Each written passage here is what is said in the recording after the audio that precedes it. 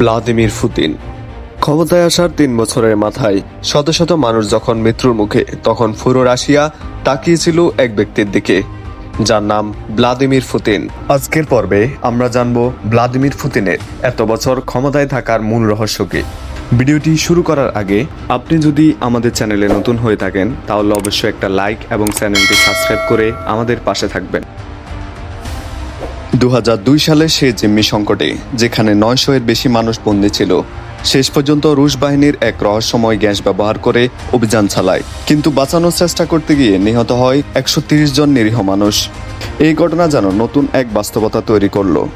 রাষ্ট্র আপনাকে নিরাপত্তা দিবে, কিন্তু তার বিনিময়ে প্রশ্ন করার অধিকার হারাতে হবে। আর এখান থেকেই শুরু হয় পুতিনের সেই আয়রন গ্রিফের গল্প। ক্ষমতায় এসে পুতিন প্রথমেই বুঝেছিলেন রাশিয়াকে নিয়ন্ত্রণ করতে হলে আগে নিয়ন্ত্রণ নিতে হবে রাশিয়ার অর্থনীতি ও মিডিয়ার উপর।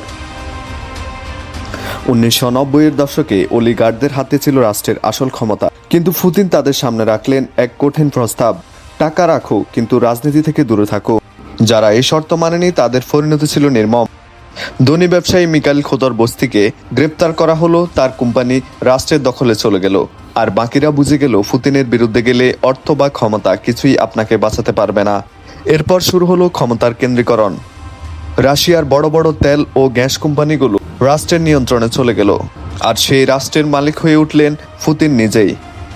তার আশেপাশে গড়ে উঠল এক বিশ্বস্ত গোষ্ঠী, সাবেক গোয়েন্দা কর্মকর্তা, সামরিক ব্যক্তিত্ব আর ঘনিষ্ঠ সহযোগী, যাদের হাতে কেন্দ্রীভূত হলো দেশের অর্থনীতি ও নিরাপত্তা।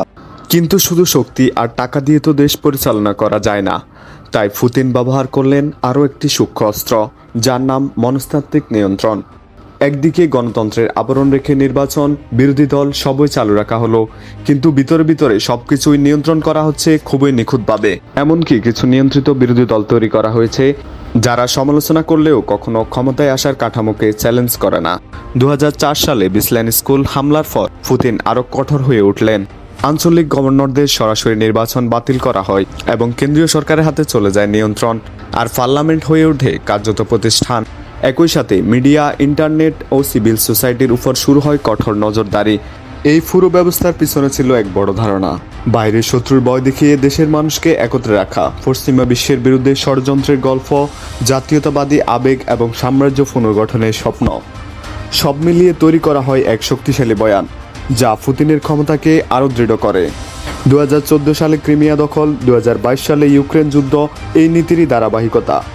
প্রতিটি বড় সংঘাতের পর দেশে তার জনপ্রিয়তা বেড়েছে আর বিরোধিতার সুযোগ কমে গেছে। আসলে কি পুতিন রাশিয়াকে শক্তিশালী করে রেখেছে, নাকি এমন এক পর্যায়ে নিয়ে গেছেন যেখান থেকে ফিরে আসা কঠিন? ইতিহাস বলছে, ক্ষমতা যতই শক্তিশালী হোক না কেন, তার স্থায়িত্ব কখনোই নিশ্চিত নয়। কিন্তু আপাতত রাশিয়ার রাজনীতিতে একটি সত্য স্পষ্ট: পুতিন আছেন, আর পুরো খেলাটাই চলছে তার নিয়মে। এই ছিল আমাদের আজকের ভিডিওটি কেমন লাগছে অবশ্যই কমেন্ট করে জানাবেন। ধন্যবাদ। আল্লাহ হাফেজ।